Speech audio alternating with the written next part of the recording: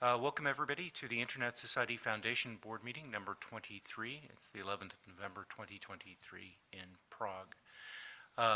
We start the meeting by asking if anybody has any declarations of conflicts of interest they need to declare for today's meeting.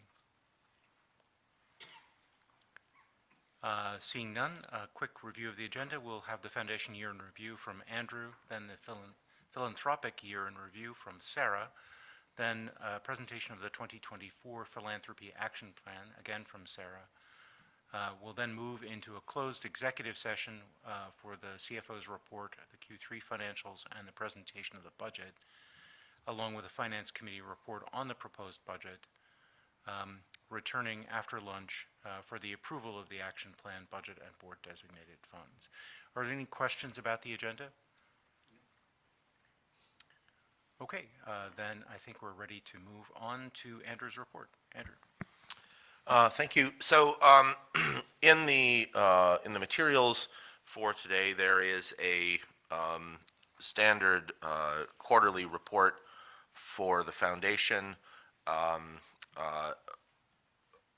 not going to go through all of the slides for that because it's pie charts involving people's goals and the percentage of them, and I think probably you can you've probably looked through them, but if there are any questions, I'm happy to talk about that. There are a couple of things that I wanted to raise, though. The first one, of course, is that it's not news. The fundraising for the year is considerably short of the original goal. We had fairly extensive discussions about that in Washington, and I don't think there's any news there, but I want to remind you that that is the state of affairs. There are some positive changes that have been happening there. We have had a number of staff changes in the foundation as a result of some of these misses, and I think the team is making good progress. We've also had a pretty serious reorganization of the communications function, and that team has changed a number of its goals over the course of the year as a result. So what you have is a pie chart that is 100% in progress, which is not a very interesting pie chart. So I think that what we can say is that the course of the year has been a period of fairly significant shakeup in the staff that were moved to the foundation at the beginning of the year. This has made for a year of a little bit of disruption, but I think what we've got is a stronger organization as a result, and I believe that we are poised to be effective in the following year. One thing that I will draw to your attention from the fundraising, the fundraising team put together a little narrative for this is what we're going to do in the future. I hope you all read it. And one of the things that was in there was a very nice statistic that the grant folks have applied for more than 300% more grants than already this year than were applied for last year. So I do think that there is reason for optimism. It's just that it looks a little dim right now because the money didn't come in the way we wanted, and of course that had consequences for the Internet Society over the course of the year, which we'll talk about in another meeting. So I have a couple of questions on the fundraising. One is the report notes that the contract was signed with an external agency for end-of-year giving. I assume, based on what I see in the following slides, that that's specific to individual and corporate donations, end-of-year giving. That's right. That's actually the one that's the closest to its projections, counting pledged and projected. How much more headroom do you think there is there? We have absolutely no idea. So the Internet Society has never been very good at raising funds from individuals. I believe 1 year during my tenure there was exactly one person who donated to the Internet Society. So we have really no baseline to go on, and So people are guessing. We're going to try to see whether we're successful with this, and we've got multiple irons in the fire in an effort to try to, see if something sticks. You're just going to try a lot of things and see what we get. So not only is there a campaign that is going to be run by an external agency, we also have some internally driven campaigns that we're going to try to see what we get. But I honestly, I mean, the the the number is, the projected number is close to the goal. The goal was set pretty low to begin with.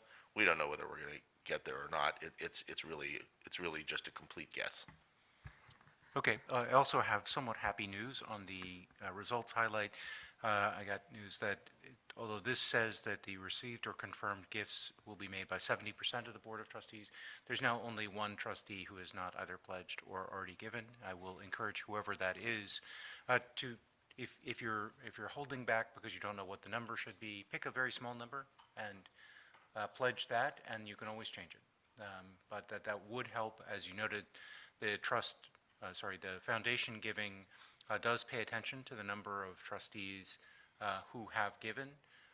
With 300% of previous years in our target, the better we can make those numbers look, the higher likelihood that some of those foundation grants that we're applying for will get the attention they deserve. So whoever it is, I encourage you to pick a nice round 10 check crowns. Happy to supply them, and you can always raise it later. Any other questions for Andrew on either the fundraising? Luis? Yes. First, Andrew, when you show this first pie about the performance overview, I see in most of the pies charts that the everything is work in progress, and we are already in Q3, and the achieved objectives is only 32%. So how do you foresee, are we reaching the 100% or we're getting close to half only of the objectives? That's one question. The other one is about fundraising. Of course, we feel that fundraising is taking a new course. Actually, the guys from this board working with Isadora, yes, we already met, and well, in my personal view, we're taking a new direction that is bringing us into raise more individual funds, but that will take a lot of effort, as you say, because we have never been very good in raising individual donations. So that's something that bring us again into the importance of community building, because people have to identify why they are giving money to ISOC. Yes, that's one of the big questions. Yes, but apart from that, congratulations for the change of course on that, and hope it works. Thank you. So on the goals, I think it's important to recognize that we're unlikely to get across the foundation. We're unlikely to get to 100% achievement this year because we abandoned some of the goals of fundraising.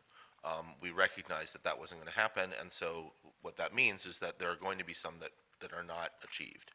And the same thing is true in CMC. There were some goals that were at the beginning of the year under a different organization, and having abandoned that organization, we're also going to abandon some of the things that happened there.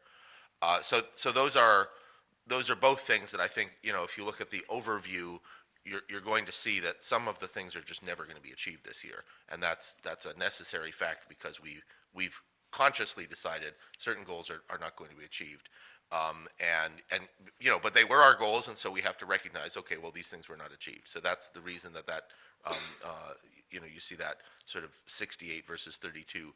I mean, this is the report from Q3, and a number of things that happen in organizations like the foundation only complete in Q4. So that's a normal condition as well. And we won't really know exactly what that's like until, the beginning of next year, because, the year has to finish before we're done. On the fundraising thing, it's great that the board has has a support group there.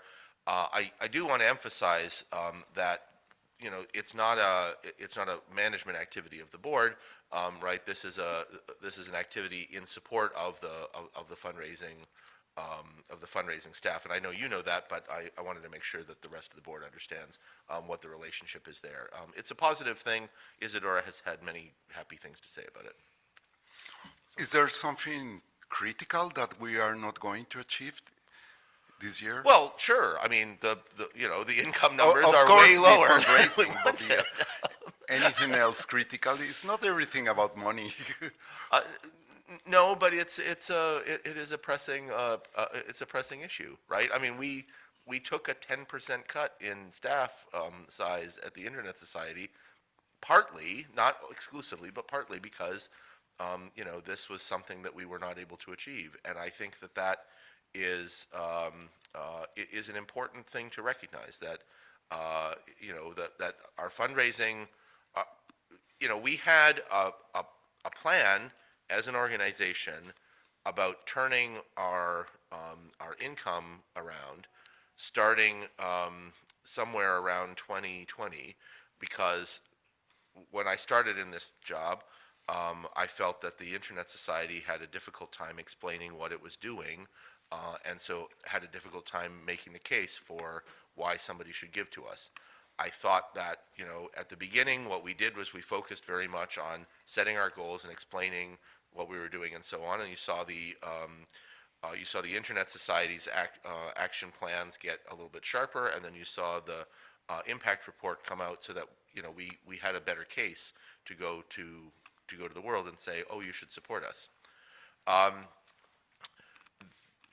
World events intervened to make going to fundraising a difficult thing in 2020 and in 2021, and so we had to temper our hopes there, and of course we did temper our hopes, but the financial situation did not improve as much as it could have, and so now we're in this situation where we've got a good team, we've got a solid team, and so on, but we're well in the hole, and that's part of the unfortunate reality that the Internet Society more broadly is facing, and so the foundation has to respond to that. I think we are responding to it appropriately, but I won't pretend that it is not almost all-consuming concern of mine. I think that we've got a much stronger communication function.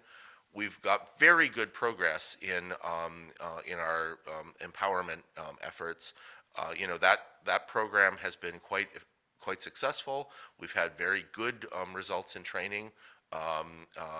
The move of that function into the foundation has helped a great deal with the budgetary considerations that we had in the past, because we were wondering how we were going to afford it.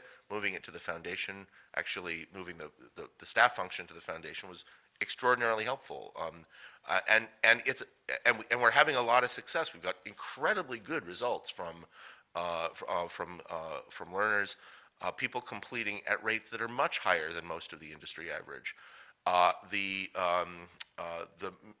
early career and mid-career fellowships have been enormously successful. We've got lots of people applying to it, which is one sort of indicator. But the other thing is that the feedback has been really good, and we're building now a function of alumni, people who went through the program, so that they can attract others and so on. So I think things are positive. It's just that we have this one area that is a big irritant. It's just that it's maybe the biggest irritant, and it's affecting everything else. So you noted a couple of times that you'd actually had to abandon a couple of goals during the course of the year. It's actually not very easy to tell that from what you've provided, and I think maybe it didn't fit neatly into not started, in progress, or achieved. and that potentially we actually need a category in future for Q4 to show us what actually did have to get abandoned. And that will tell us kind of in rough terms what that is. I'm certainly cognizant of what we had to do this time because we heavily involved the board in a number of those decisions, but normally those would be staff decisions, and so a higher level marker of it would be appropriate in the future. Are there any other questions for Andrew? Romano. Okay, first, congratulations, and I see that the platform for fundraising. Sorry. I see that the platform for fundraising changed, and that is a very good thing. I just want us to really also think how to integrate the mobile money. Because I think that today we can't reach some donors because we have not this option online. And I know that is not something that we can do maybe immediately, but we can really think about it because every dollar is essential, is important. So as from Africa or Asia country, they really use a lot of mobile money, and I think that we can reach many donors from that continent. So maybe also think about it. Thank you. If you have donated to the Internet Society this quarter, you will have discovered that our workflow for the donation engine is completely replaced. We totally replaced the way that works. And one of the features that is involved in that are many more mechanisms for donation. One of the mechanisms that hasn't been turned on yet, but I think will be sometime this quarter, is exactly this mobile payments. I think it hasn't been turned on yet. It might have changed since I looked the last time. But that was one of the reasons that this engine needed to be changed. So in fact, that's in progress, and it's going ahead. If you haven't had a look at the donation pages, I urge you to have a look at it because a number of other things have changed. For instance, it used to be that there was this incredibly awkward way by which you could give us recurring donations, and it was not clear that it was possible, but it turned out that at step, I don't know, 904, you could discover a way to do it if you stood on one leg and squinted. All of that is gone in favor of make this a recurring donation checkbox, which seemed like the sort of thing that you would want. We have had people, including somebody on this board, make their donation as a recurring one. And so we're already starting to see the results of that. Recurring donations are fantastic. They're the kind of thing that you really want because what that turns into is recurring revenue, and there's nothing better than recurring revenue. It's the gift that keeps on giving, quite literally.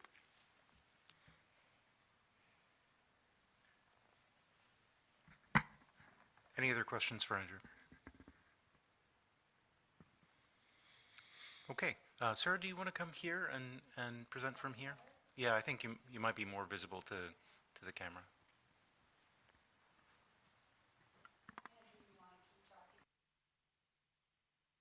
And now, here comes Sarah, who is moving down here. I'm trying to make it quiet. Oh, I see.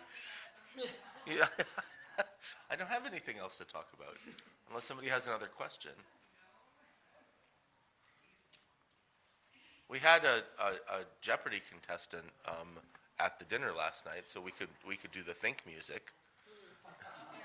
Not just a contestant. Not just a contestant, a champion. Yeah. A five-time winner. So. We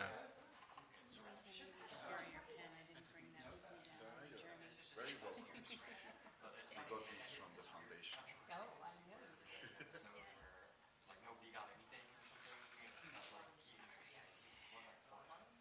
Five.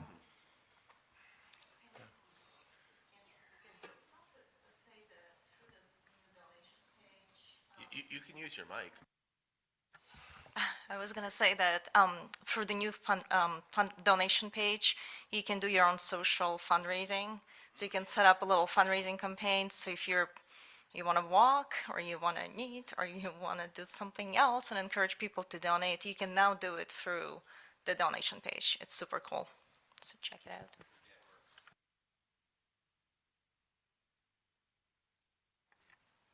Okay. Thank you, everyone, for your additional conversation to give me a chance to move chairs. I appreciate that. Just to introduce myself to those who are listening from wherever, I'm Sarah Armstrong, the Executive Director of the Internet Society Foundation, a job that I think is just fantastic, and I'm pleased to be. Hello, this is a continuation of the discussion of the 2023 Look Back for the philanthropy team.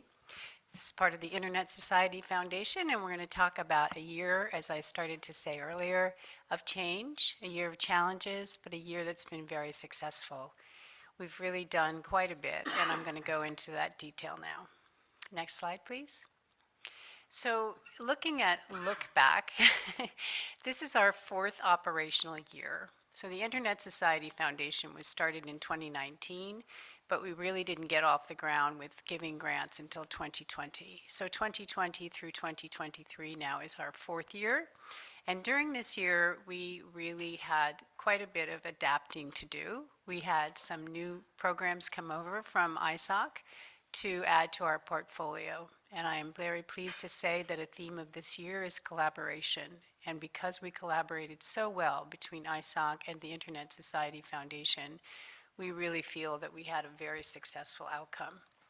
We'll also talk about the reach that we had in 2023 and how far we got our word out. This is something that's extremely important because we have been now in business for a while. And there's a lot of things that we have that we'd like to be able to share with the world and get our name out there and get our brand out there. We've had a lot of successes, and I'm going to go through those. I want to talk about the theme of collaboration. I just mentioned it earlier, and I want to mention it again. This is what made this year successful, was collaborating in a lot of different ways. And then we want to celebrate our grantees. Extremely important in 2023, as it was in all previous years, to make sure our grantees feel like they really count, that we appreciate the work that they're doing. And because we are now in our fourth year, I must say that it's really been quite a year because we have so much data with which to work, things that we didn't have when we were a younger organization. And I'm not sure right now if we're a toddler or a young adolescent, but we're no longer a child or a baby. Next slide, please. So here's our portfolio in 2023. I think all of you who have been part of the foundation's experience have seen these different programs before. But Beyond the Net Small, that's what BTN stands for in large. Bold, Chapter Admin, Connecting the Unconnected. I won't read all of them, but you can see there are a number of different things, including the Manners Ambassadors. And that was run through the foundation this year, both the Manners Ambassadors and Mentors. And as everyone knows, that's going to be moving over to Global Cyber Alliance, so we won't be doing grants with them in 2024. But that, again, was very successful, and I'm pleased to say that all of these programs that you see up here went very, very well in 2023. There is a little corner there that's missing. I think these are rectangles. I kept calling them squares, but these rectangles of the different programs, we are missing one here because I wasn't 100% sure how to call it, and it is something about which I'm going to be speaking to our Strategic Advisory Committee tomorrow. This is the idea of having a program where we test the idea of more trust-based philanthropy, where we talk with our grantees about possibly doing fewer reports and having a less burdensome experience as a grantee. This is a trend that's happening in philanthropy now. It's being talked about at a lot of different conferences. You can hear all about it, and it's called a lot of different things: unrestricted giving. It's been called unburdensome giving. It's been called trust-based philanthropy. But the idea is trying to unburden grantees who, during COVID in particular, really had an issue with trying to keep their organizations going. And the idea behind this is that a strong organization makes for strong results. So should we be investing more in operating expenses as opposed to just the project work? So this is something I'd like to start a discussion on for 2024. And we did put together an application process in our grants management system called Flux. And that there is what we may go ahead and pursue in the first quarter of 2024. Next slide, please. So here is just some of the ideas of the reach that I was discussing. As you can see, we granted 225 grants this year. So that's a lot, and we're very excited about it. It's grants of different size. For those of you who know our programs, we do have some that are as small as $1,000 grants for Encryption Day, for example, but we also go up to $500,000, and we have everything in between. So when you see the total of 225, it's a lot of different numbers. The global reach here is just to show you what types of countries or how many countries we've been in, and it's also to tell you how many regions and how many global projects we have. And we split it out, as you can see on the left-hand column of that global reach, God bless you, that we had a number of different programs, one number for reallocated plus traditional, reallocating being the ones that came over from ISOC, and then the traditional programs. So you can pull out how the numbers increased as a result of the adding to our portfolio. Next slide, please. I'm just going to go through some of our successes here in 2023. I'm not going to expect anybody to read these slides. I do want to say some of them are very text heavy, which is not my traditional way of doing things. But what we decided with this deck, as well as the deck that you'll see for 2024, is that we want to make sure you have a high level summary of what's in the action plan and what's in the look back, so that you don't have to necessarily go back through the document and you can just look at the high level work here. So just some things. The skills program was launched this year, and it was not launched last year. Last year we stayed with the grantees that we had and we renewed. But this year we added 3 countries. So we've been working in Senegal, we've been working in Indonesia, or excuse me, in Bangladesh and in Colombia. And now we're in Indonesia, in Ghana, and Brazil. So that was a big step for us to go ahead and do that. We also launched the 3rd round of resiliency in BOLT and the 6th round of research. Research is a program we'll be looking at very closely in 2024, so we'll be talking about that more in the next presentation. Also, we standardized our application process. We really are making great progress when it comes to being a donor that is more simple, and we are making progress in making sure that our questions are standardized, and this is important for when we do any kind of monitoring, evaluation, and learning, that we have similar types of numbers to look at. And finally, a success here that I want to just briefly mention is that we wound down emergency response.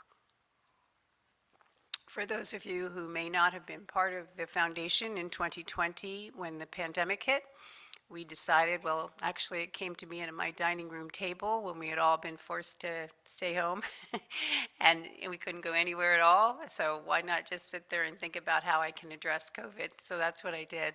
And it really made sense for us to launch a program that would respond to COVID-19 and organizations that were working. So over 3 years, we gave $4.7 million to this effort, and then we wound it down this year. So I want to just point that out. Yes, I was going to say I'll pause for a second for any questions. Maybe I should just call on John, who I would guess has exactly the same question. Oh, okay. Yeah, so, the world doesn't seem to be running short of emergencies. Yes. And so, I wonder, and we can discuss this tomorrow morning, obviously, at Strategic Advisory, but I wonder if this might not be something we want to look at a recharter that perhaps takes into account some of the very, very high-profile internet interruptions and so on that have occurred in response to emergencies over the past year or so. And please, Andrew, that was all I was going to say, so.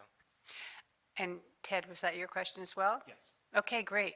Thank you for that question, because I cannot tell you how much that is a subject of conversation, is how should we be responding to these things. So I have that as an agenda item for our Strategic Advisory Committee tomorrow, and then just for the whole group to know this is something that keeps coming up. Why aren't we doing this? Why aren't we doing that? When we know we have funds that we can get for emergency response to respond to these types of things. So we need to step back and really think about it. We have a program that was originally called RARE, Responding to Emergencies, and then Resiliency in Responding to Emergencies, RARE. And the resiliency piece is to get communities ready for these disasters, right? To get them so that should something terrible happen, should it be a war, a cyclone, a hurricane, a whatever, an earthquake, that how do we respond to that? And that keeps coming up. So we had originally decided we were going to spend time getting people ready, and now the question is, should we be doing anything else? And I don't have the answer to that. I need to ponder it, and I need to talk with you guys about it. It is important to recognize, though, that when we set this up, we had Bridgespan as a consultant working on this, and they looked around and they said, well, really in the sort of strict emergency response sense, there are already people who do this extraordinarily well, Right. but also, like, you need another order of magnitude money before you can do this at all effectively. And so what you're going to end up doing is spending not enough money to be not very effective in actual emergency response, because you don't have the staff, you don't have the et cetera. So that was their recommendation at the time. Now it's worth pondering what maybe we should do something else. We saw an interesting presentation, for instance, at the ITF this week, where volunteers are like, okay, we're helping with this. I think that the danger is always that the desire to be helpful will overwhelm the capacity of the organization to really do an effective job. And I think that that's the important thing that we need to answer. That is not going to be satisfying to a lot of people, right? Because what they're going to say is, no, but this is a really urgent thing, so you really should help in this case. And that's true, in fact, even for some of our staff. But it's nevertheless the case that a tiny intervention in an actual emergency is often worse than nothing, because you're just a distraction. And so what we have to do is figure out, okay, how can we be most effective in our contributions to this? Yeah. Thank you, Andrew. So Good point. in queue at the moment, I have Luis, Victor, John, and myself. Thanks. And I'm very happy we're discussing this tomorrow. And but also I want to share the importance of planning. Yes, maybe we need to think about a planning force, task force, because the things are not going to change for good. The last, well, 2 weeks ago, there was a huge hurricane in Acapulco, and it was destroyed. Yes, fortunately, the loss of life was very low, but the loss of property and communications was total. Yes, the community networks that were funded with the Beyond the Net were destroyed. We don't know nothing about that because the infrastructure was lost. Yes, we only know that the masts that we designed withstand the Hurricane 5 category, but antennas and everything lost. So that is going to grow in the future. Typhoons in Asia and hurricanes in the Atlantic and Pacific are going to grow, and we need to think how to face that in front of not only the infrastructure, as you say, the resiliency of a community to face those disasters, because communications are essential for that. And in that part, the internet is playing a vital role. Yes, and people get aware and get fast help, yes, just to avoid human loss, yes. Yes. So I'm happy we're discussing that tomorrow. Thank you. Yes. Okay, Victor, I think, next. Maybe I'll just be quick. Are we going to discuss this tomorrow, Ted? Is this because I was about to make another comment, kind of agreeing with a couple of points, but I just realized if we're going to talk about it tomorrow, maybe we should just talk I believe about they're it tomorrow. talking about the Strategic Advisory Committee meeting tomorrow, which is not Yeah, okay. not the full. Got it. Okay. Well, in that case, the two quick comments then is, yes, I agree with the point I do agree with what Andrew said there in that some of these problems are actually very expensive to deal with. But I would appreciate if somebody were to talk about what is the scope that we could potentially do within the confines of the financial constraints, because infrastructure is incredibly expensive to deal with. Yeah. If that's the play. Yep. Yeah, and I mean, I think this really is, I'm certainly aware and am being made aware in chat that, finding permissible beneficiaries and things like that, we are actually eligible for us to donate to and things like that is obviously going to be a challenge in this.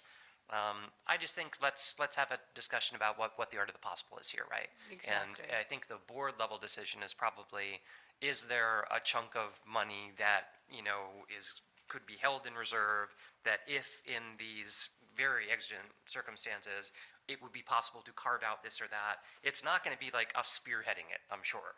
It's going to be us finding organizations that are already yes. on the ground, but, that much like with the presentation we saw in the ITF, if people are passing the hat around, I have no idea if those guys, the NOG Alliance or whatever it was, right, turn out to be permissible beneficiaries of this, but like, finding who those people are, so that at least like our logo's there, and that, this becomes the things we can point to and say, look, in these emergency situations, we're helping. So I think that's the discussion, at least I think Yes. I'd like for us to have. We will, yes.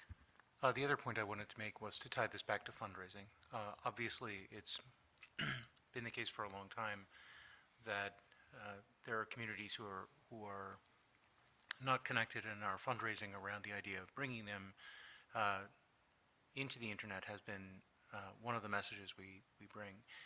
To some degree, actually saying restore connectivity gives you a different message, right? So if we went out and said, help us in an appeal to restore the community networks that we built in Acapulco, or in that part of northern Mexico, we have masks, bias, and antenna. We have people on the ground who know how to build a network, give them the tools they need. There are opportunities there for us to produce directed appeals. Those have the hideous property that they almost always have to follow the money actually being spent. This is why many of the appeals you see to like help New Orleans after the most recent weather event are actually setting aside the money to help New Orleans for the next one, because they already had to spend the money to start helping New Orleans the first time. You have to build up that cycle in order for that to work. It's a huge undertaking. There's no question. But there are pieces of it where we might be able to say, if somebody was participating in RARE or Beyond the Net or one of these community networks, that they become eligible for these restoration funds in the event of an emergency, right? That we will help you get back on board, and then we will fundraise to manage that restoration. So I do think that as the advisory committee goes through its work tomorrow, thinking about not how can we solve this everywhere for all time, but where are the places that we can help, Right. where it does seem to be connected to our existing work and our existing goals in ways that will help both the people that we're trying to connect or reconnect, and to help people to understand ISOC's mission better, and for us to fundraise as a result. Yes, absolutely, and thank you for that discussion. It obviously is something that's important for us to address and come up with a solution. So those are successes for 2023. Next slide, please. We have a few more just to quickly share. We've really been doing as much as we can to get our grantees engaged. We're continuing to have all kinds of meetings and assessments, and just always making sure that that community continues to grow. Just another thing, just to share again, these are just randomly selected successes that we trained 80 people from 4 countries in Guatemala. That was part of a grant that we provided. And then we're really working hard at getting our brand known better, and to, as I mentioned earlier, to really be sure that we are getting to be out there as one of the foundations that does really incredible work. And so we've been really focused on our beneficiaries, and we've done a lot of work with, if you follow us on social, you'll see there are a whole bunch of new videos that we've recorded of people who've benefited from the funding, and we want to make sure that we continue to get those words out. Next slide, please. So we have 4 objectives. We do this every year. We go with a program objective. We go with a MEL, monitoring, evaluation, and learning objective. We do one for communications, and then we do one for operations.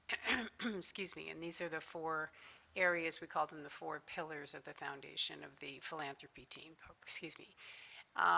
We right now have committed, as of the end of October, $11.7 million in grants. This includes both reallocated and traditional programs. And again, this has been a really good collaboration between the two, and now we're coming together as one big portfolio. So we have 11.7, and our goal was 15.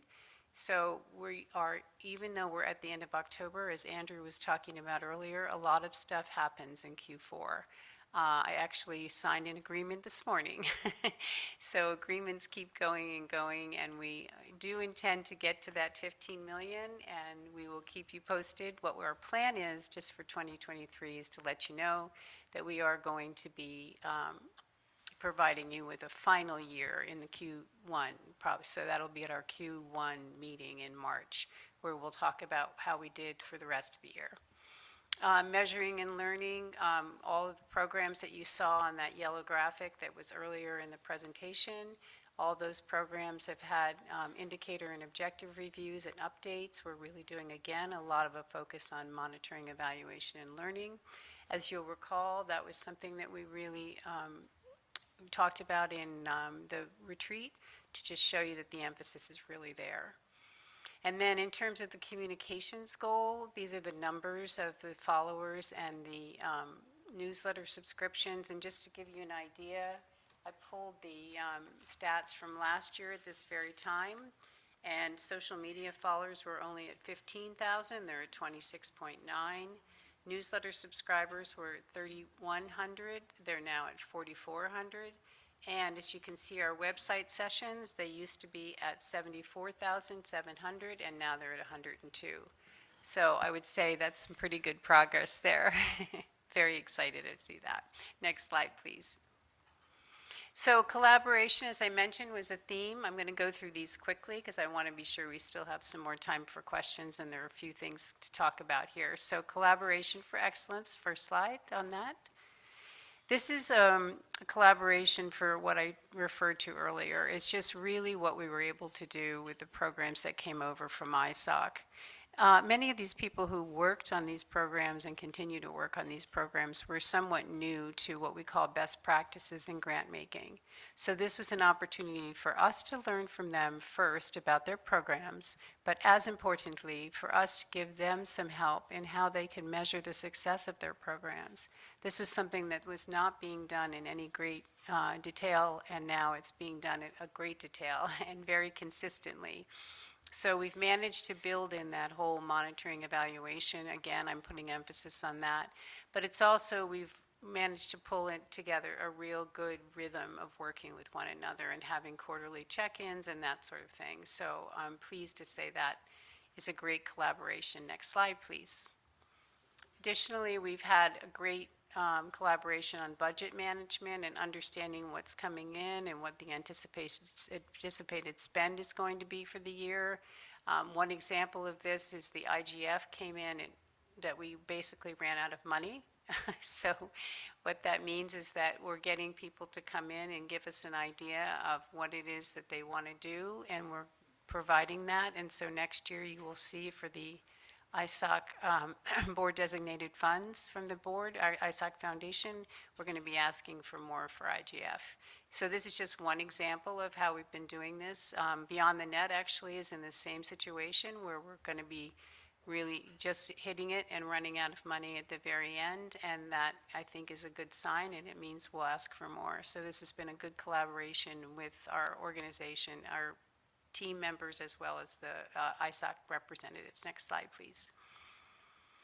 And then finally, just real emphasis, as I mentioned earlier, on storytelling and doing a lot more with our grantees and getting videos and getting testimonials. And we're doing that in combination with Mel, doing site visits where you have the opportunity to talk with people in more detail. So as you can see, collaboration's been a theme, and we feel like we've really made a lot of progress on that. Next slide, please. In addition to collaboration, we want to celebrate, and these are just some quick examples of celebrating our grantees' success for 2023. Next slide, please. First is a really cool story that actually started under the Emergency Response Program. And this is where United Way, which has a fiscal sponsor called TechSoup, United Way had a number of different countries where they paired elders with migrants. And the elders were given tablets because they were feeling very isolated, and this was an opportunity for them to connect. So they connected with grantees, or excuse me, with migrant populations who really helped them understand how to use the tablet, how to get in touch with people, how to really build their life around this. And this program concluded this year, and we had a big event, and lots of people came, and it was really very successful. And again, we got a lot of testimonials from people on the success of this project. So I feel really good about how this one went, and I had a warm spot in my heart to know that these elderly people's lives had really changed. And I'm thrilled to share that one with you. Another grantee highlight. Next slide, please. Sorry, thanks. I know it's coming. So we funded research that actually is influencing policy and decision-making. So the example that I have up here is Reset Tech Australia. And this program was one where they actually pulled together workshops of the youth and youth in their areas, and then in other different countries. As you can see up there, there's other countries, including Barbuda and Slovenia and Ghana. So we did this in a number of different countries with this organization. And what happened was the policymakers were provided insight to these workshops, and they started to use the input from the workshops to help shape what children's best interest means in policy. So this was an organization that really succeeded in getting into the government and into the ministries and making sure that people were paying attention to what they were learning and doing something with it. This is just one example. We have a number of other examples of organizations that influence policy. We have one that worked on subsea cables and the environmental impact, and that was something that got worked into policy. We have an organization who, or actually was an individual who did some research and on the platform norms, and they were able to or provide information to journalists to help make this a little bit more well-known. And then we have another one with some e-waste management where this was, I guess, the Zimbabwe chapter, which helped to influence policy on the language that went into policy for e-waste. So these are just some of the things that happened with our research program, and of course there's a lot more stories, but I wanted to highlight a few. Next slide, please. So this is just a long list of how we engage with our grantees, some virtual, some in person, but constant. And what this doesn't include are the regular back and forth that we had with reflection calls and different types of things. So we made sure we were constantly in touch with them. Next slide, please. And then here are just some grantee comments for you to learn, to review. You can see that it's changing lives. The work that we're doing is definitely changing lives. Our vision and our mission is being put into full force, and I'm really pleased to say that this year, 2023, in spite of the fact that we started out feeling really challenged, that through collaboration we were able to really come to a place where we could make change and make sure that we felt that the organization was growing. And next slide, please. In conclusion, I just want to say how proud I am of everything that's been happening this year, and I'm proud of the staff and the way that they've been able to help pull this off and get everybody together on one page. And it's been quite a year, and the best part is it's given us yet another year of things on which we can build for going forward in 2024. And 2024 will be an important year because it is our 5th operational year, and we need to look ahead to the next 5 years. So with that, I'll take any other final questions here on the 2023 look back. Yes, Luis. Thanks, Sarah. Well, first, congratulations. This presentation achieved something that I always say, gender parity in the presentation. This one is slightly male, but just slightly after just the head slightly. count. Yes, but the congratulations on that. The other thing is, well, I know the finance of the foundation are very healthy. Yes, actually, when we review the 990 form, it was very encouraging the way the foundation is growing up and the way we are sharing the resources with people in need. Yes, now that you pointed out the Spanish success with the elderly communities, you know that in Mexico we're starting a project also on elderly, and they got favored with one of the grants by the Beyond the Net. Yeah, so I think that is something that we really need to worry about, elder communities around the world. Yes, but the congratulations on that. I just have one single question. We usually compare or use other methodologies by other organizations. Yes, for example, we have been a lot inspired in the International Red Cross Committee, yes, about their methodologies. And we adapt that into the ISOC way of doing things. But how do we compare in the philanthropy world as other grant-giving organizations? Yes. Okay, well, it's interesting you should ask that because in 2024, I can give you exactly that answer. We are going to be launching a grantees survey with 80 of our grantees. And it's quite a comprehensive survey done with the Center for Effective Philanthropy. This is a program or a survey that's received really good responses over the years. And the best part is not only do you get information for what's going on in your world, but you also are compared to how it compares to other organizations in your space. So we will have all of those answers in terms of how we compare as a grantee giving organization to others. Do you feel that is going to be a tool for fundraising as well? Well, everything should be a tool for fundraising if it can be. We like to be We able are to a tool provide as much ourselves. information as we can. And we work very closely with the fundraising team to provide them with these stories that I've been talking to you about, the way that we've taken everything up a notch so that they have that. We are limited in the types of stories that they're allowed to use, and that's another conversation, but we do have enough that we've been able to provide them. And with the reallocated programs, we're going to have even more in 2024 to give them.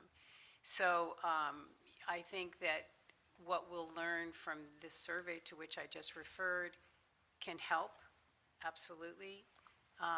Anything we can do to help, we're going to do for fundraising. So Thanks. it looks like there's an intervention from Funke noting that it's an effective way to get feedback on your grant making, that this survey is. Yes. Funke, did you want to add anything? Yes, ahead. Sarah, thank you. Hi, Funke. Thanks, Ted. Hi, everyone. Sorry, I was booted out from my laptop, so I'm joining from my phone on another device. Let me try to put my video. Yeah, just wanted to say thank you. I really enjoyed that presentation. It was very detailed, and I liked some of the impact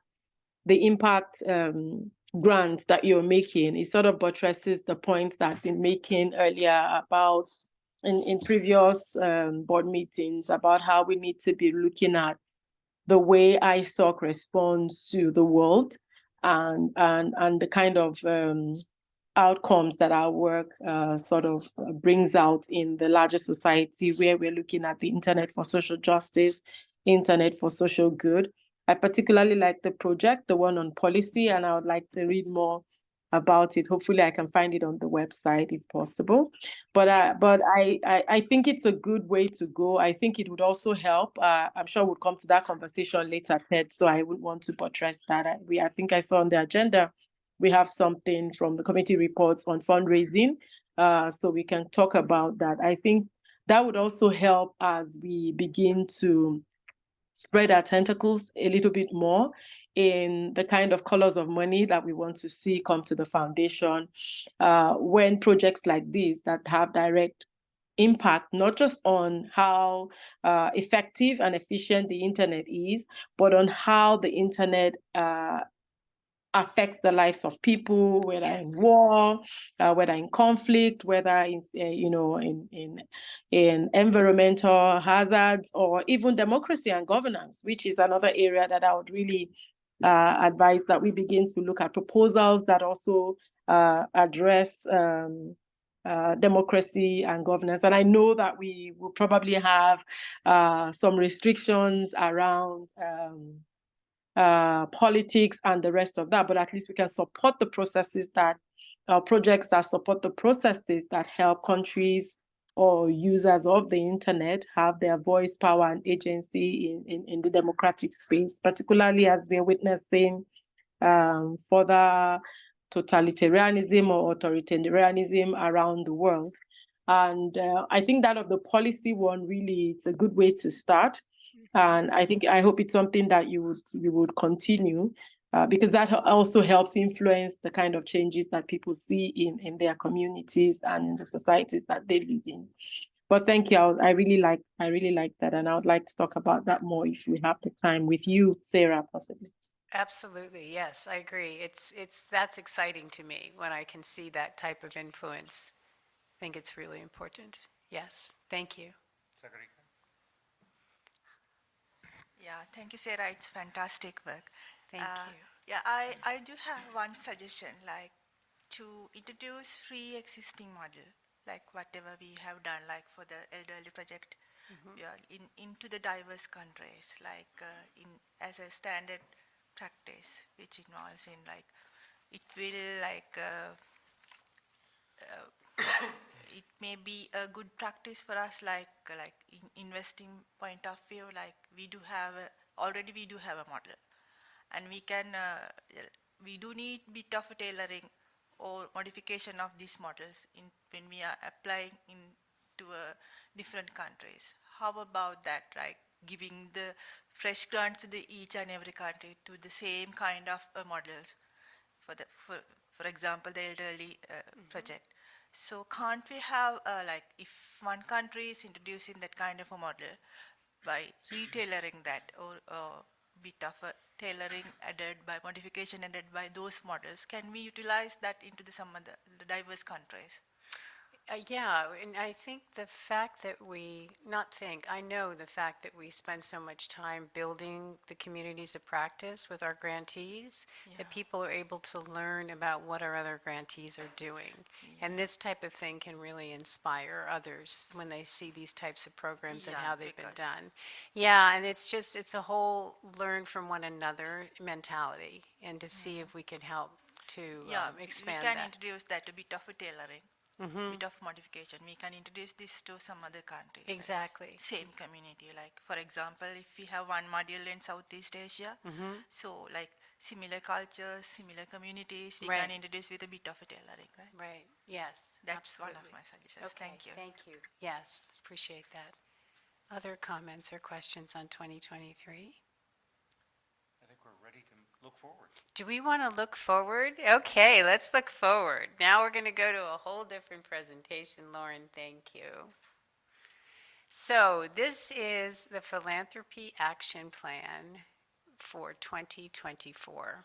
This is something that we do every year. We look ahead and we make sure that, maybe we'll stay on the first slide. That's okay, thank you. Look ahead to see what it is that we want to accomplish in 2024. I'm calling this year an examination year. I feel that after 4 operational years and you're going into your 5th and you're starting to look ahead to what you're going to do for the next 5 years, that you really need to spend this 5th year here examining what it is that you're doing. So you're going to find as we go through this presentation that there is in fact quite a bit of examination going on, and that was the word that I came up with when I thought about this year. It's of course going to be more collaboration, it's going to be a lot more, well, there could be some change, But in general, it's really going to be a year where we take a look at what we've been doing right and wrong. And this, for example, survey that I just mentioned about grantee survey, that's one of the ways in which we're going to have a look at this. So now, next slide, please. I always like to start every action plan off with our vision, and I will also have a slide next on their mission. But I want everybody to just absorb this. The internet is for everyone. And I want you to think about what we just talked about in 2023. And for those of you who've been around, I want you to think about what we did in 2022, 2021, and 2020.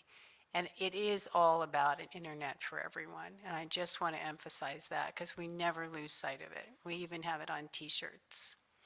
Next slide, please.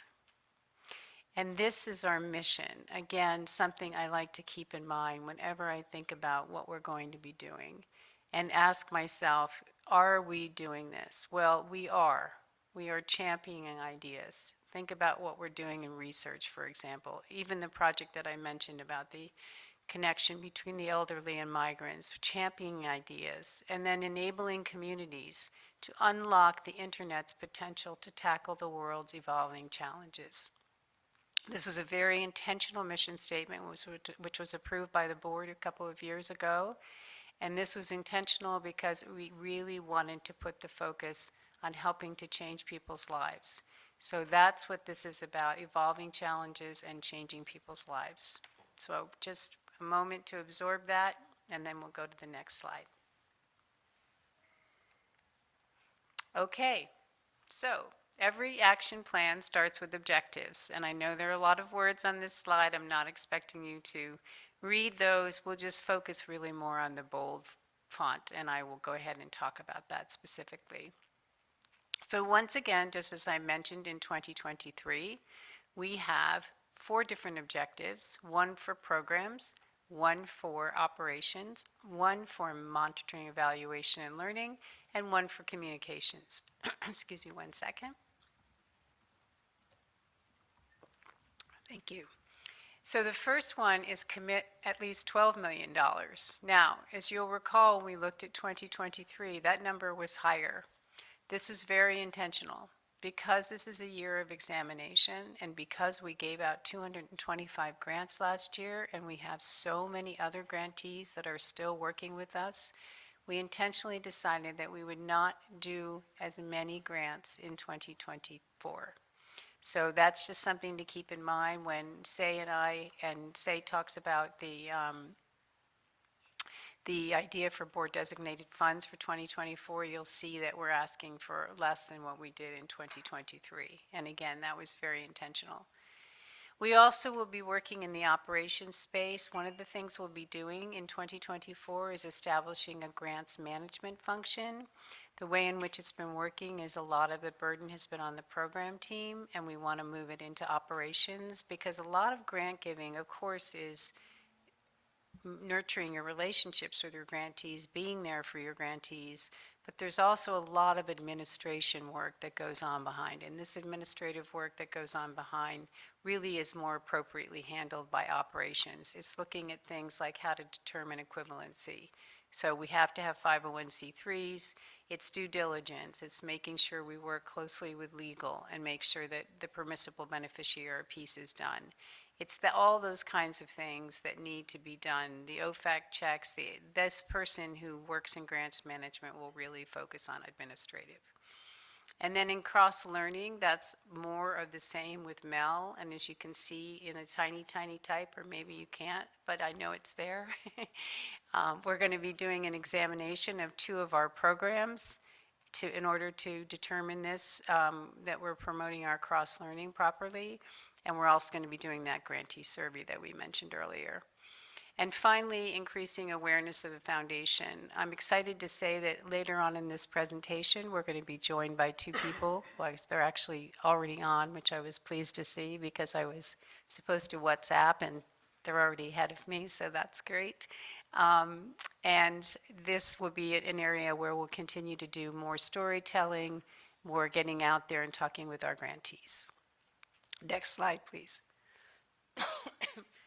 So this is the list of the programs that we're going to be funding in 2023, or 2024, excuse me. I've jumped a year now.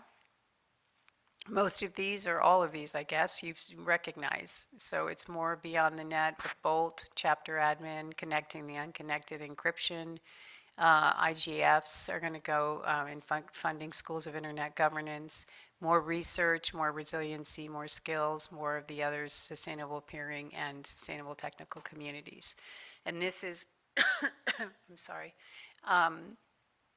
something I just want to point out here is research and skills are the two that we're going to be really studying the most in 2024 to see how they're going and see what's happening and how they're being successful and what we might need to change. Next slide, please. Yes, quick question. About the research, which is very successful in terms of the amount of funds that we are giving to research, and also is one of the most challenged grants, right? It's where you get a lot of applications. Yes. Yes, But a the just one quick question: are we sharing the results of every research grant in a public way, in a way that people see what really is research about and what we're expecting of the research funding? Yes, so I'm glad you asked that because that's teeing up the little presentation we're going to do in a few minutes. So we, as you saw, I just featured this in this public forum to show what some of our grantees are doing in research and how they're influencing policy. So that's one area, but no, of course, there's so much more to share. So we are designing and are launching, and that's why I wanted to bring it to the board so you could see, because this is something about which, Luis, we've talked before. And that is that we have a new feature on the website where you can go and filter research as part of your, and I'm not going to do it justice, it'll be best done justice when we show the demonstration, but you can see not only what the research results were, but that they were published, where they were published. So we're going to go into quite a bit of detail on the research program because we feel it's so successful and important. Yep. Any other questions at this time? Okay, so next slide, please. These 7 fall under the expanding the internet, access, connectivity, resiliency, and safety. All of these will be doing something in 2024. We're going to make sure they continue, and you can see the group up here right now does not include research skills, chapter admin, or others, because these are the ones, like I said, that we look at for access, connectivity, resiliency, and safety. Next slide, please. This one's crazy. This is just a crazy slide. There's a lot of text on it. Again, it was with the intention that you guys would have a high level support for looking at the action plan and wouldn't have to go into all the narrative if you didn't have time. So I'm not going to even begin to think about reading. I'm just going to say these programs are all going to be continuing what they're doing. Some of the notes to highlight is that, for example, for Beyond the Net, we are considering looking at maybe identifying some priority areas. Right now, it's whatever people want to apply for, and maybe we want to do something like focusing on people with disabilities or something like that, and pushing some of those different programs out. We don't know, we're just thinking about identifying that. So that's something that's a little bit different for Beyond the Net and for both large and small. Another thing, resiliency, this again, as I mentioned earlier, is something about which I'll speak with the Strategic Advisory Committee. This whole idea of open, less burdensome, trust-based philanthropy, one of the things that we're thinking about doing is doing the testing of that concept with some of our resiliency grantees. And the reason we're looking at them is we've worked with them for a long time. We know how successful they are. We've done or are in the process of doing financial reviews so we can be sure that they're really spending the money the way they said they were spending it. And we may give them an opportunity to do some operating expenses as opposed to just doing things related directly to a project. So that's an overview of those types of programs and some of the things that you'll see that will be a little bit different. But in general, most of these programs will be running the same way as they did in 2023. Under the sustainable technical communities, you're noting that there's up to triple the amount of funding? Yeah, What's the demand interesting, side you there? should see that. So that's a meta-funded program, and I checked just yesterday, and of course, these slides were done a couple of weeks ago now. Yeah. That's the note that we had, Ted, at the time, and now it's looking like it's not definitely going to happen. So I don't know yet. I will know soon. But I did check in yesterday and I said, is it definite? And they said, no, it's not definite. Okay, so the change in amount that is dependent on external funding. That's correct. Thank you. That's correct for this one. Yeah. Yeah, some of the programs do have external funding. Next slide, please. In addition to looking at the things that we just looked at, accessibility, connectivity, safety, et cetera, we also look at promoting digital inclusion. This program skills, I think most of you are familiar with, and this is if you're connected to the internet already, how is it the internet can help to benefit you? What can it do to make sure that you are getting the most out of the internet? And we really focus a lot on education, and we focus a lot on economic growth. So this program will be running similarly to how it's run in the past, but we are going to be doing a very intense review of some of the ways in which skills may have impacted the educational system in Bangladesh, and then we're also going to be looking at it with another outside consultant as a program as a whole. This one tends to be a little bit more difficult to find permissible beneficiaries for. So we are bringing in a firm that's going to help us see if we can identify organizations that already are permissible beneficiaries and maybe make it an invite only. So that's one consideration for skills for 2024. I'm sorry, I'm talking a lot. I've got this, but I might be running out soon. Okay, thank you. Maybe. Thanks. Whichever. Okay, next slide, please. Enabling research on the future of the internet. So in addition to the safety and connectivity piece, we also have a category on digital inclusion, and then, of course, another category, enabling research. This one will be very closely looked at. Because it's been so successful, because it's been so big, we feel like it's time for us to just stop and take an exhale. So I guess in addition to examination, another word I would use for 2024 is exhale a little bit. And what we'll do here is have an outside company work with us to see how we're doing. Is the way we're doing it with themes the way it should be done? Should we be doing different funding mechanisms? Should we, not funding mechanisms, funding levels? And we're going to have to take a look at this with some outside counsel and just see how it's going. And we'll be looking at the 30-plus grantees that we have to date in order to determine this. Next slide, please. This last area here, supporting internet governance, this is exactly what you would expect it to be. You saw that in 2023, things were very, very successful in IGF and in SIGs, and we're going to continue to see what we can do here. We're always going to be checking with the United Nations to make sure that they are recognized, that the IGFs that we look at are recognized by the UN. That's a big important part for us. So that's a one way, again, for due diligence on this program. And then the next program area, final program area, is really two of them. Next slide, please. And that's the chapter admin. That's going to be the first time we have that. You guys know there's a bunch of different levels. People come in, and this now whole application process will be done through the Flux system. And that's all been set up and ready to launch. And then, of course, we'll continue to fund the IGF, or the IETF, excuse me. Next slide, please. In addition to what you just saw for programs, we also are looking at different areas, as I mentioned, the 4 pillars that we have. We have programs, which we just went through to show you that most of the programs are going to be operating very similarly to how they were operated in 2023 and beyond and before that. but there is going to be some changes, as I mentioned, with looking at some of the other programs very closely. And then, of course, we have areas of our functions, and we'll be going ahead and doing some reviews of that and some new information in that. So let's go ahead and look at that. Next slide, sorry. Okay, this is great because this slide has someone else who's going to join us to talk. So I can take a little break and some more water.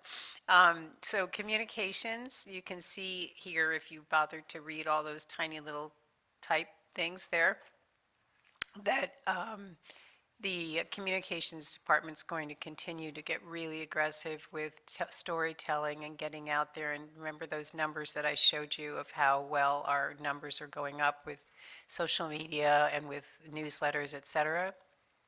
We'll do even more with that. But what I want to share with you on communications right now is what we're going to do with the website. Some of the stuff I did reference when I talked with Louise just now. So I think I will go ahead and introduce two people. One is our Senior Communications Manager, and that is Mabel Gunda. And she is online. There she is, coming in from Zimbabwe. Hello, Mabel. Nice to see you. And then in addition, Sarah. how are you? Good. Good, good. And then in addition, we have Adrian Cockle, and he works with us specifically on the website. And the two of them have been very busy putting together a way in which people can find out what it is that we do at the Internet Society Foundation with our grantees. So I'm going to turn it over to you all and see if you could please give us that really exciting change that we're making to the website. Hi, Thank you, thanks, Sarah. Sarah. I'm sorry, Mabel, go ahead. Yeah, I'll just do, I think, I'll just say, just to preempt the demo that Adrian's going to do, is that really the goal of what you're about to see is a way that we are going to surface the great work that our grantees are doing across our portfolio. Since our funding in 2020, we've supported hundreds of projects across various disciplines. And so this is really an opportune time to make sure our grantees have a public platform to showcase this work. And we really hope it will help encourage collaboration, greater knowledge exchange, and then also from a brand building perspective, raise awareness of the foundation and our portfolio of projects. So with that, I will hand it over to Adrian to go greater in depth and do a demo for us. Thanks, He'll be Mabel. sharing his screen. Yeah, I'm going to share my screen now. Yeah, so I think that fundamental point of creating visibility and connections is central to everything that we're trying to do here. And that's obviously supporting all the website with all of the social media activity. But one of the things that we've identified is that, you know, our heart is in the projects that we're funding, and how can we do a better job in surfacing them? What I'm about to show you, just a couple of small caveats. This is on our dev server, our staging server. It's all work in progress. It's all test data. It's functional, but it's not final. But we're working through an iterative process with a view to having this live before the holidays. And initially, it's going to be with 70 of the projects we're funding. And then over time, we're going to be working back through the history of our projects to flesh out more of that history. So what we're launching at the end of the year is a new project map, a new project database, which is going to be sitting where we currently have sort of a fairly static list of projects. And we're also going to be linking it from obviously the homepage, and we've got a big focus on using it under the research area as well to kind of really bring to light some of the research projects we're funding. So that question that came earlier was fantastic. So it's a slightly basic view at the moment, but we've got this really lovely sort of 3D globe, which is going to be interactive and will show all of the countries where we have funded projects highlighted, and you can use this as a way to navigate the work. One of the key reasons for this isn't just that it is pretty, but we want to be able to sort of surface and create connections between grantees, potential grantees, and other stakeholders based on both their area of interest, but also their area of geography. So you can imagine someone that's interested in coming to the foundation for funding for their project in, say, Cameroon there. being curious to see if there's any other projects that we're funding in Cameroon or in the neighboring countries. So they have an ability to reach out, get in touch, have conversations, learn from them, share insights. So what we're doing is anytime you interact with this, it's giving you a filtered list below of all the projects in that area. So this is using the sort of geographic filter. And then we can click through. We can use this to look at a more regional view. We can look at particular grant programs. So if you're looking for information about specifically Beyond the Net or research projects, more recent ones. And for research projects, we're actually giving the ability to dive down into the research area that you're looking at. Specifically, I think this could be really valuable as an example for instance, people looking at greening the net, being able to see other sustainably focused projects that they can use to inform their own work. So once you click through, again, very much test data here, the fundamental point here is that all of the data that's being used, the sort of more structured data that's being used to tell the story of the projects is coming straight out of Flux. So we've tried to keep this as minimal in terms of the workload to keep it updated as possible, which means that what we have on the website should be very up to date. And what that also means is that because it's structured data, we've created a sort of a well-connected taxonomy across the site, which doesn't just cover the projects, but also covers things like the grant funding programs. It covers news, so you can really explore the breadth of a project. And obviously all these links are bidirectional. So if you're looking at, for instance, Beyond the Net, you'd then be able to see a filtered view of all the projects that are funded by that program. And there's a little secondary benefit to all of this, which is that it's really, really good for search engine optimization as well. So really revealing the depths of the organization's work on the website and the impacts that we're having. And then a final point is that everything that we have in this right-hand body section, this is standard WordPress. So everything in there, we can edit and put rich media in there. We can put links, videos embedded very, very easily to really tell the story better of the work that we're funding. And we've been, just to give you a little example behind the scenes, we've been working with a consultant who's been doing a lot of the legwork in putting together some templates that she's filling out. So we've defined some core headings that we're going to have for all of the projects. So the objectives, why is this project important, and then linking off to media and the team about the projects. So that will be our sort of consistent structure across all of it. But with a particular view on research, we have a slightly different set of headings. So obviously leading with a research question and much more detailed information that's key to researchers. And to answer the question that was asked earlier, also linking off to the media and publications that are results of the research.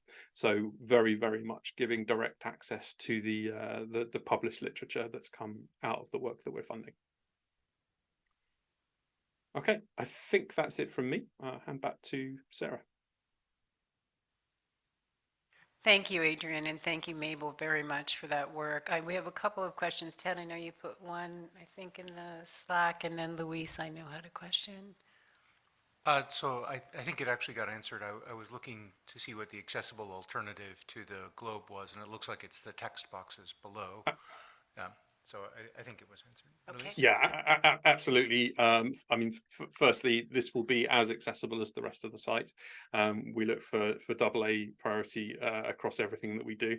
But also important to mention that it's fully mobile accessible as well. So we're going to be, well, I already have made sure that the 3D globe works on mobile, but it will also fall back to more accessible interfaces as well.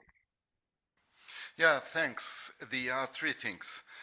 First thing is, I really find very nice the way the website of the foundation is evolving, and I wonder what does ISOC by itself can learn from this evolution and the way it may be the ISOC site website may look into improvements from this development. The two things I find missing, one is the stronger presence of the ISOC, the Internet Society itself, in the page, because it's although it has the name, it doesn't have links to ISOC itself. Okay, that's one thing. And the other thing is we're lacking of our fundraising button on the page. Yes, I'm not sure if it should be there. Should not. Okay, but the maybe we can use that page for some sort of fundraising operation over there. That must be a reason. So the reason it shouldn't be there is because we don't want funds to go to the foundation. We're not raising funds for the foundation. We're raising funds for the Internet Society. If you put it here, then it implies to donors that they're donating to the projects that the foundation is operating, and they're not. So it's quite important that we keep that very clear. Yeah, so then that puts more emphasis on that the ISOC should be there in a more stronger way.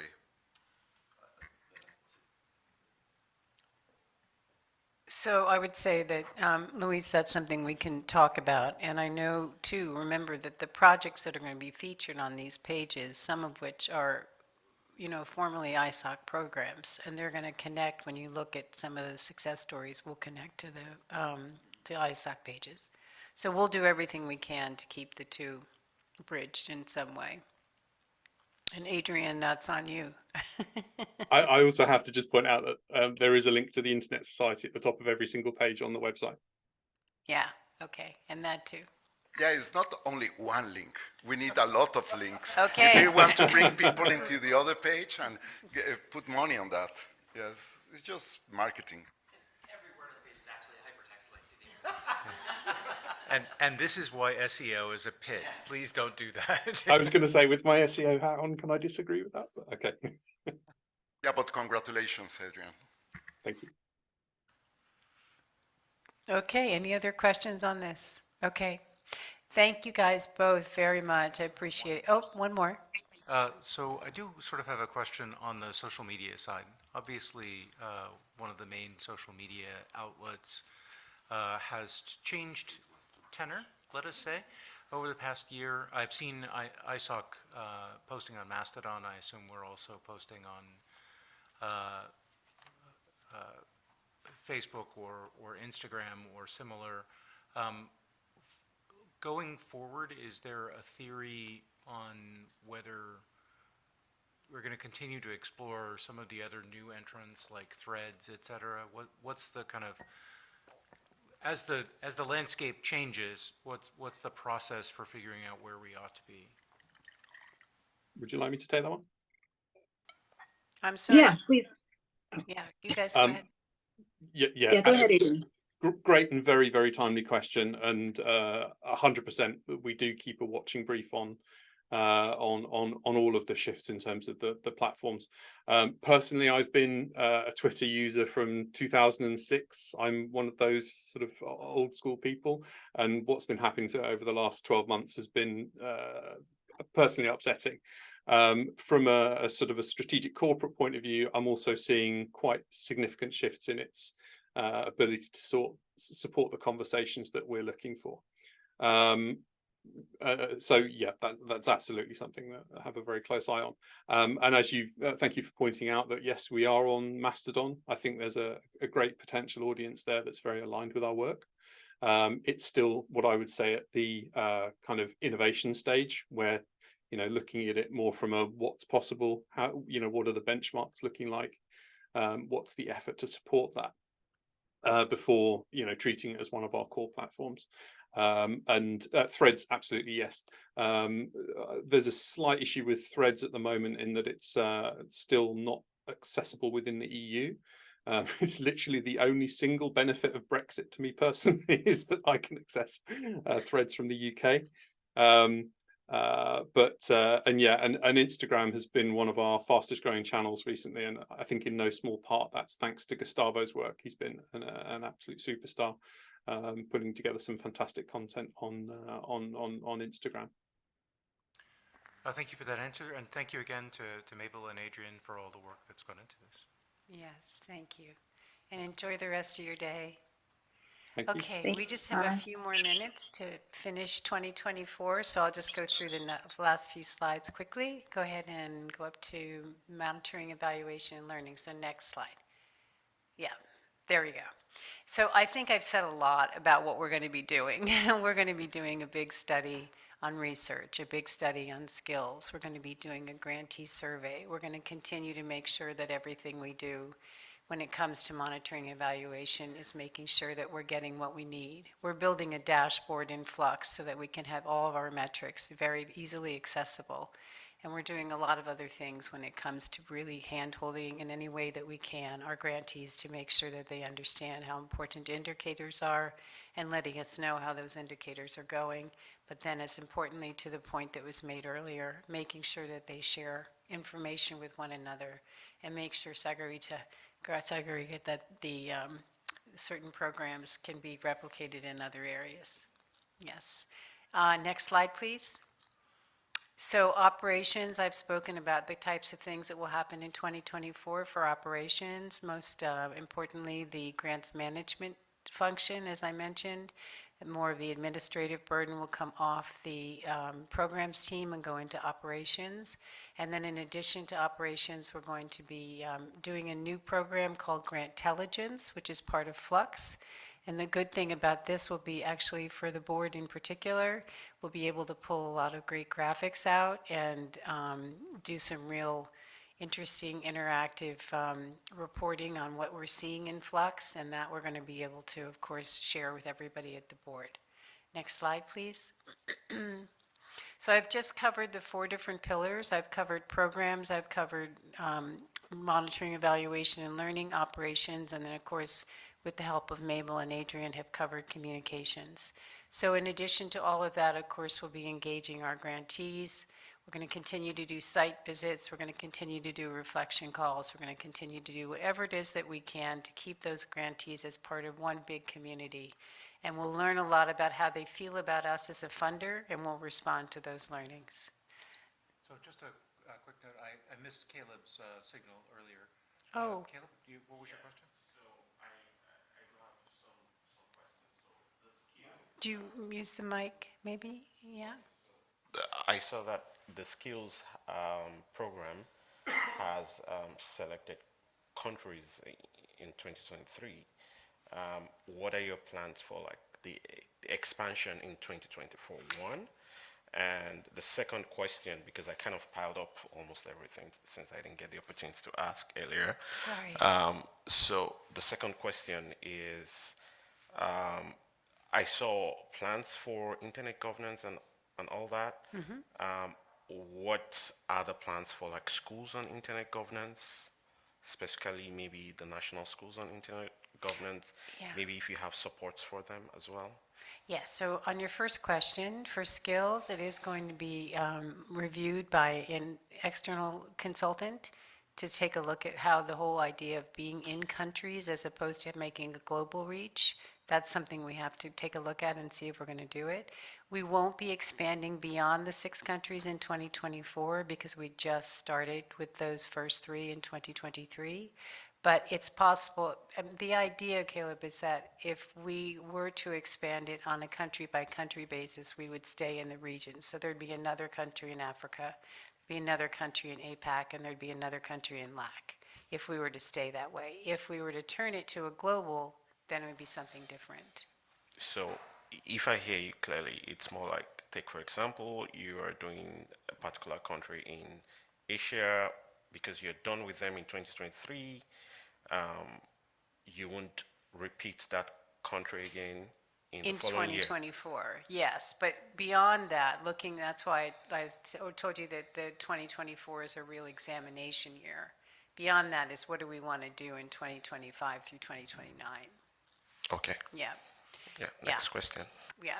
And then also your second question was asking me about SIGs, Schools of Internet Governance. We do fund those. We do fund them now. They're part of the IGF program.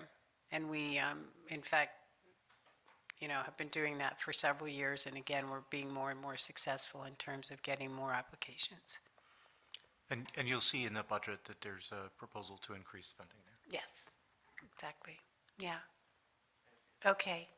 Apologies for not getting you sooner. Okay, and then just quickly, the next slide is measuring our success. So obviously you have objectives, but you have to make sure that you reach those objectives. This goes to some of the dashboard things that Andrew was talking about earlier, because philanthropy is included in that, as you saw.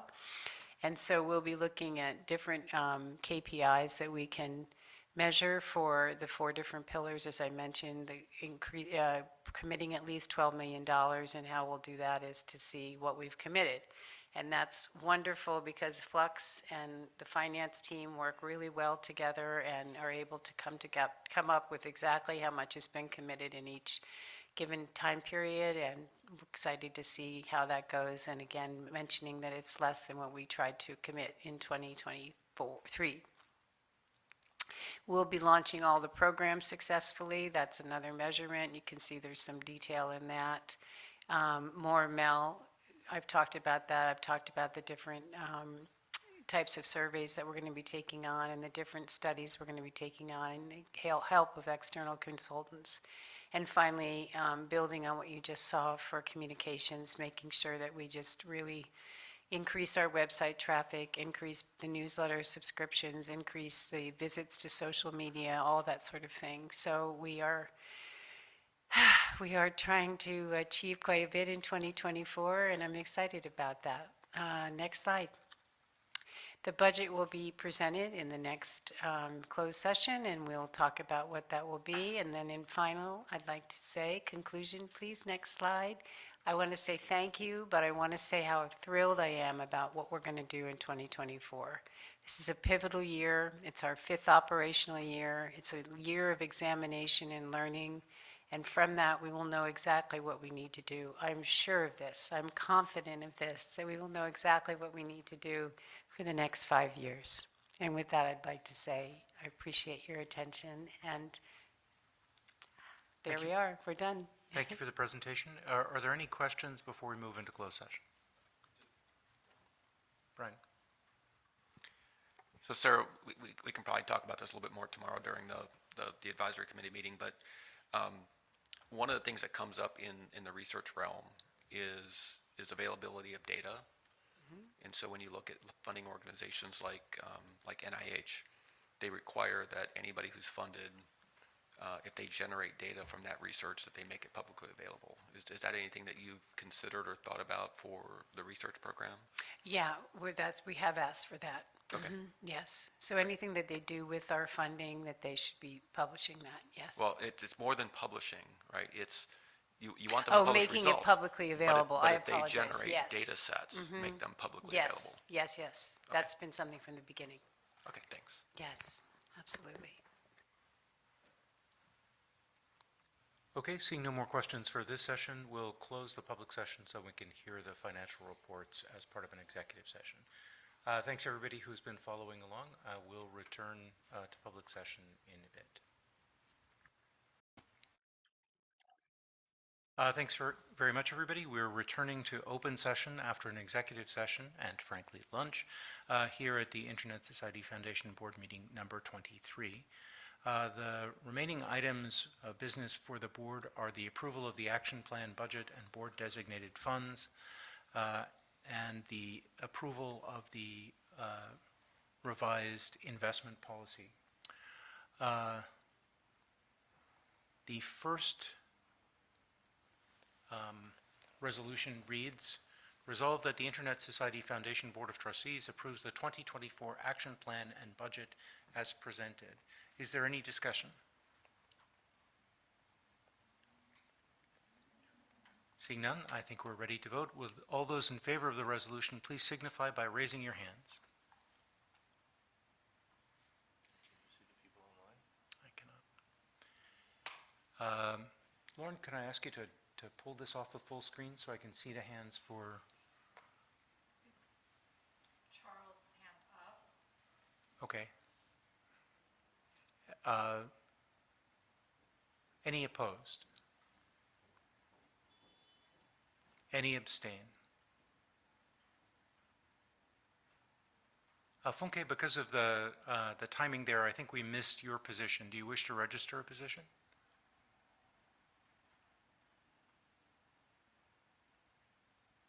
Sounds like she may not have been able to rejoin us, so we'll check in with her later. In the meantime, the resolution passes. Thanks very much, everyone. The next resolution is the approval of specific board-designated funds.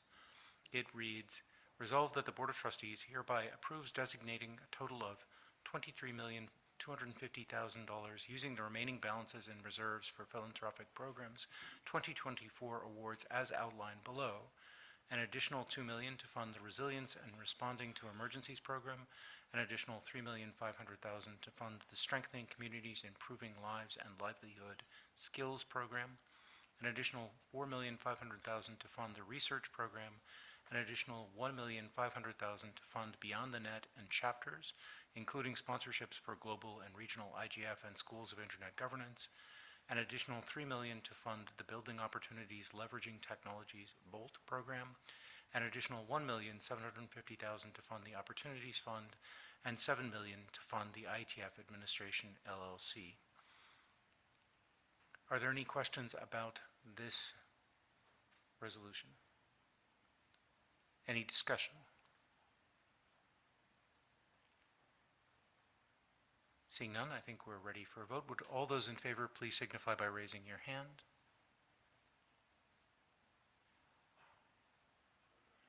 Any opposed? Any abstain? The resolution passes. The last of the resolution in this group reads, resolved that the Board of Trustees hereby approves designating an additional $1,500,000 to fund the Opportunities Fund for Global Cyber Alliance using the remaining balances in reserves. Is there any question on this? Seeing no questions, is there any discussion? Seeing none, I think we're ready to vote. All those in favor, please signify by raising your hand.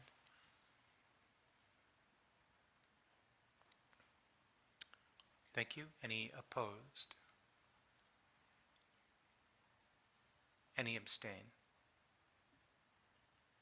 Okay, the resolution passes. Thank you very much. That brings us to the next item on the agenda, which is any other business and/or the parking lot. There were no items scheduled into the parking lot during the course of discussion. So is there any other business for the good of the order? Oh, thank you. Sorry, I missed the investment policy, which is any other business. So that reads, approve the amended Internet Society Foundation investment policy. Resolved that the board approves the amended Internet Society Foundation investment policy as presented. Are there any questions? Is there any discussion?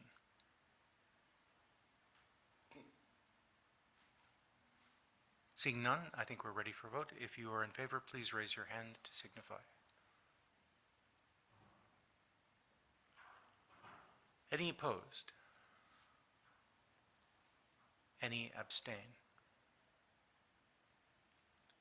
Thank you very much. The resolution passes.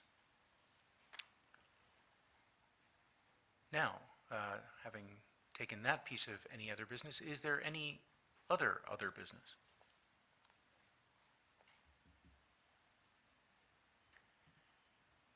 If not, let me take a moment to thank all of those who made the preparations for this meeting.